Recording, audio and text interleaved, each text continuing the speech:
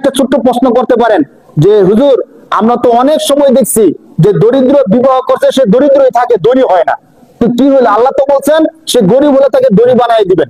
এখন দেখেন, আমরা বিবাহ করাইতে গিয়ে আমরা যে কাজগুলো করি, এই কাজগুলো যদি আল্লাহর সন্তুষ্টিক্রমে হয়, তখন না আল্লাহ আল্লাহর কথা রাখবেন, ঠিক না ভাই? কিন্তু আমরা যদি আল্লাহকে না ফরমানি করে এই কাজগুলো করি, আল্লাহ কি আল্লাহর কথা রাখবেন? আল্লাহ বলছেন যদি দরিদ্র হয় বিবাহ করাই দাও, আমি আল্লাহ ধনী বানাই দিব।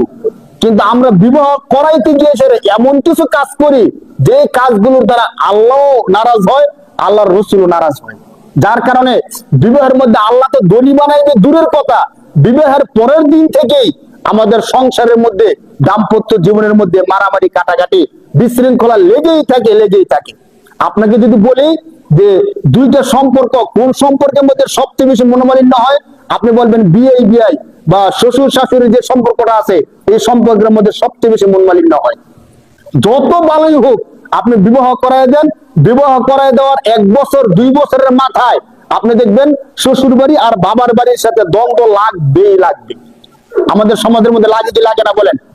দেখবেন তারা অনেক ভালো ছিল, অনেক সময় হয় কি বন্ধুর মেয়ে বন্ধুর ছেলে একসাথে বিবাহ করাইছে, সারা জীবন বন্ধু ছিল, কিন্তু বিবাহ করানোর 1 বছর বা 2 বছরের মাথায় বন্ধুত্ব আর থাকতেছে না।